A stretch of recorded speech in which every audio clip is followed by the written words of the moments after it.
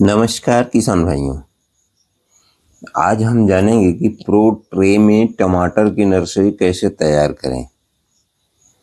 Pro tray में टमाटर की नर्सरी इसलिए तैयार करना चाहिए क्योंकि सबसे बड़ी जो समस्या होती है किसान के पास वो ये होती है कि जहाँ वारानी क्षेत्र है और टमाटर की रोपाई करनी है, तो अगर हम ज़मीन पर नर्सरी डालते हैं तो 18 से 20 दिन में नर्सरी तैयार हो जाती है।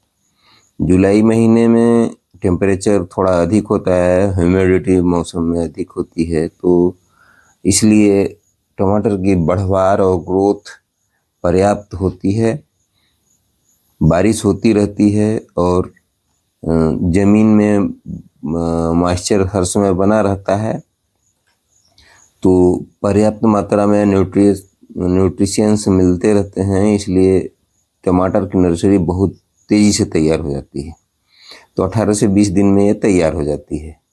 तो अगर समय पर इसका ट्रांसप्लांट न किया जाए तो नर्सरी ख़राब हो जाती है और पतली पतली बहुत लंबी लंबी हो जाती है। आज प्रोट्रे के विषय में मैं बताऊंगा कि प्रोट्रे में कैसे नर्सरी तैयार करें। तो प्रोट्रे में नर्सरी तैयार करने के लिए सबसे पहले जो चाहिए होता है आपको, वो होता है कोकोपीट। कोकोपीट एक तरह से नारियल के जो छिलके का बुरादा होता है वही होता है। तो यह ब्रिक्स के रूप में मिलता है, अक्सर 40 से 50 रुपए किलो के आसपास मिल जाता है।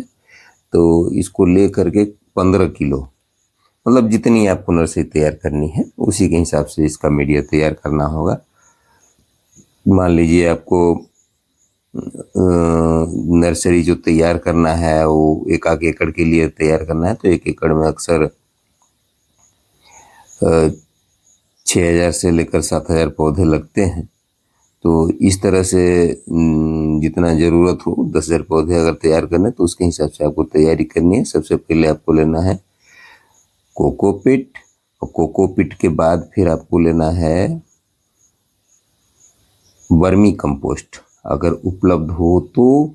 अगर नहीं उपलब्ध है तो गोबर गैस की सैलरी की जो खाद होती है वह भी आप ले सकते हैं, और खूब सड़ी हुई गोबर की कंपोस्ट खाद भी ले सकते हैं।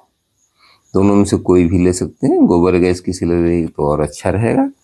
और इसको ले करके एक छन्नी में, मतलब वो जिसमें बालू उलू उचाल करके बिल्डिंग विल्डिंग बनाई जाती है, तो उसी तरह के किसी झरने में इसको रख करके छान करके एकदम भुरभुरा मिश्रण निकाल लेना है, और उसको निकाल करके और उसको तैयार करके रख लेना है। और इधर जो हम कोकोपीट लिए हैं इसको हम 5-6 घंटे के लिए भिगो देंगे पानी में। अब पानी में भिगो देंगे तो ये फूल करके दुगुना तिगुना 4 गुना हो जाता है। तो जैसे ही ये फूल जाएगा तो इसको पानी में से हम छान लेते हैं, और छान करके उसका पानी हम निचोड़ देते हैं। और निचोड़ने के बाद उसमें जब नमी की मात्रा थोड़ा सा फैला देते हैं और हल्की नमी थोड़ी सी कम हो जाती है, तब इसमें हम गोबर की खूब सड़ी हुई कंपोस्ट खाद या बर्मी कंपोस्ट को इसमें मिला देते हैं। और मिलाने के बाद फिर इसमें हम लगभग मान लीजिए इसे 15 किलो हम अगर कोकोपीट हमारा तैयार हुआ है तो 15 किलो में फिर 15 किलो हम ये गोबर की खाद मिलाते हैं या वर्मी कंपोस्ट मिलाते हैं। और उसी के साथ इसमें लगभग 100 ग्राम बेवेस्टीन, मतलब फंजीसाइड, इसमें मिक्स कर देना है। मिक्स करने के बाद अब इनको प्लास्टिक की प्रोट्रे में भर देना है। तो प्लास्टिक की प्रोट्रे में टमाटर की नर्सरी तैयार करने के कई फायदे हैं। आप इच्छानुसार इनकी बढ़वार को नियंत्रित कर सकते हैं। इनमें जो उर्वरक पड़ता है वह NPK 19-19-19 यह आपको देना होगा। ये अक्सर 1 दिन अंतर दे करके आपको इस पर छिड़काव करना है। तो 1 ग्राम प्रति लीटर के हिसाब से इसका घोल बना करके प्रति तीसरे दिन 1 दिन अंतर दे करके छिड़काव करते रहना है, तो इसको पर्याप्त न्यूट्रिशन मिल जाया करेंगे। और साथ में माइक्रो न्यूट्रिएंट भी लगभग थोड़ी मात्रा में प्रति 10 लीटर में 1 ग्राम के आसपास इसको भी मिक्स करना है।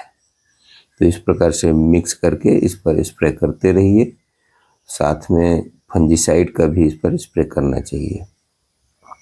तो इस प्रकार से तैयार करके आप इस पर स्प्रे जरूर करिएगा।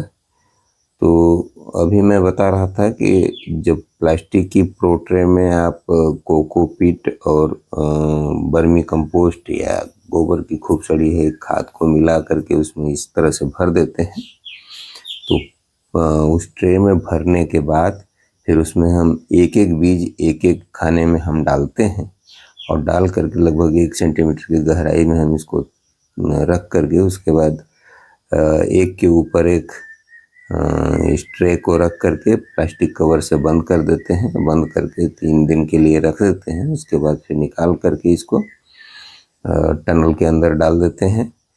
टनल के लिए हमको जो है बारीक कपड़ों से या इस तरह से जो भी हमारे यहाँ उपलब्ध हो जिसमें धूप और हवा जा सके, इस तरह का टनल बना लेना है। इस जैसे आप देख रहे हैं इस तरह के टनल बना करके उसमें हमको शिफ्ट कर देना है।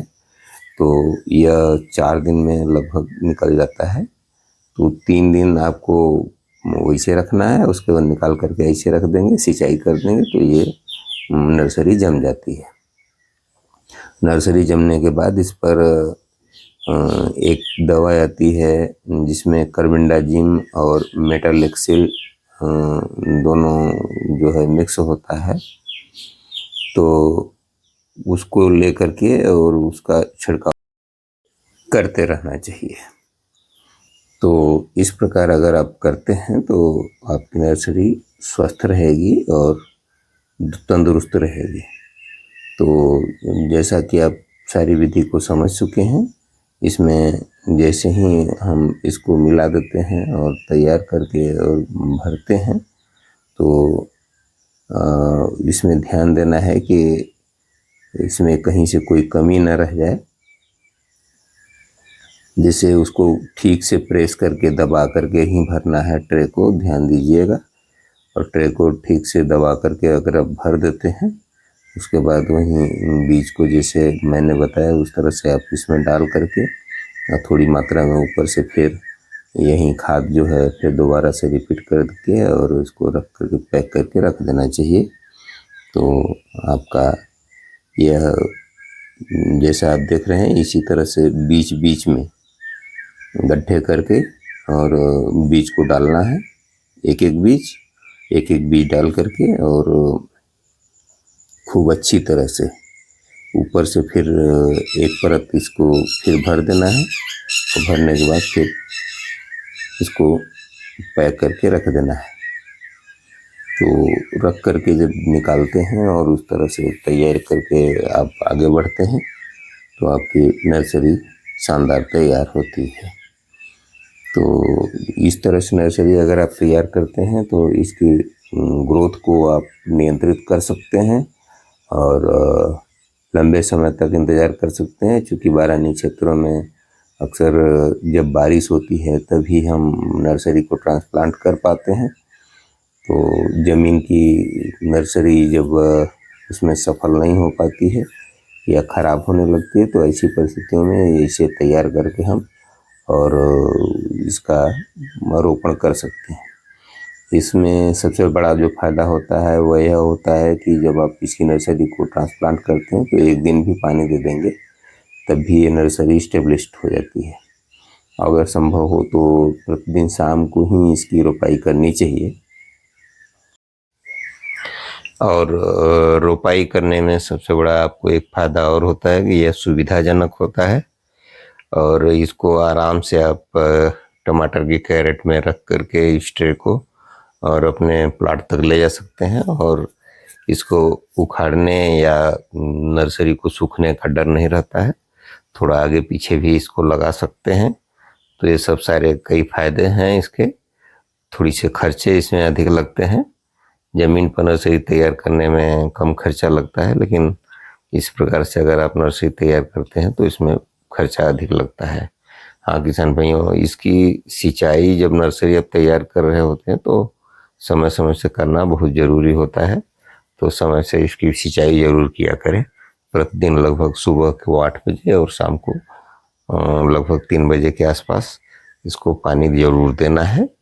और एक दिन अंतर दे करके NPK 19-19-19 को आपको स्प्रे करना है, साथ में माइक्रोन्यूट्रिएंट मिला करके। और हर हफ्ते लगभग फंजीसाइड का स्प्रे करना है। और जैसे ही आपका फसल 15 दिन की हो जाती है नर्सरी, तो 15-20 दिन के बाद इस पर दवाएं थोड़ा बदल देना चाहिए। जैसे आप उस पर स्प्रे कर रहे थे अभी मेटालेक्सिलेयर मैंकोजेब, तो बाद में आपको आ जाना चाहिए या तो बायर के एलियट पर आप उसको छिड़क दीजिए। और उसके बाद फिर आप बायर के एमी स्टार भी ले सकते हैं और उसको भी आप एमी स्टार पर भी छिड़क सकते हैं। तो ऐसे आपकी नर्सरी स्वस्थ रहेगी और समय से तैयार होगी और आप इसका इंतज़ार भी कर सकते हैं इसके न्यूट्रिशन को कंट्रोल करके। तो इस तरह से आप नर्सरी स्वस्थ नर्सरी तैयार करके आप अपनी खेती को सुंदर और स्वस्थ बना सकते हैं। एक बात का ध्यान देना है किसान भाइयों कि अगर जैसे हमको रोपाई करनी है तो रोपाई करने से एक दिन पहले इसमें हम पानी देना बंद कर देंगे। जैसे रोपाई अगर हमको कल करनी है तो आज शाम से ही हम सिंचाई बंद कर देंगे और सिंचाई बंद करके हम फिर इसको जब इसमें से निकालेंगे तो प्रोट्रे से पूरा जाली समेत निकल जाता है। जब पानी दे देंगे तो अक्सर ये फूल जाता है, तो फूल जाएगा तो आसानी से निकलता नहीं है और इसकी खाद खराब भी हो सकती है या पौधा खराब हो सकता है।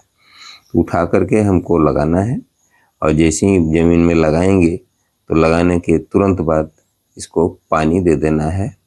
अगर संभव हो तो पौधा लगाते समय इसमें थोड़ा थोड़ा कार्बोफ्यूरान या रिजेंट दे देना चाहिए, इसलिए कि एक कीड़ा होता है जिसको हम कैटरपिलर बोलते हैं या धान की सुंडी बोलते हैं, तो ये पौधों को काट करके गिरा देती है जिससे हमारी बहुत बड़ी क्षति हो जाती है। अगर ये आपके खेत में नहीं लगती है तो आप इसको अवॉइड भी कर सकते हैं, नहीं भी दे सकते हैं, तो आप सीधे भी रोपाई कर सकते हैं।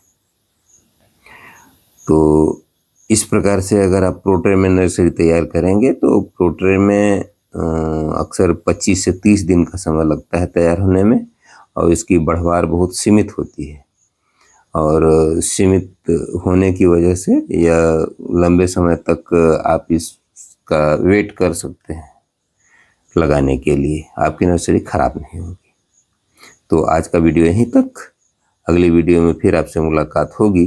तब तक के लिए आप हमको आज्ञा दीजिए। नमस्कार, धन्यवाद। जय जवान, जय किसान, जय विज्ञान।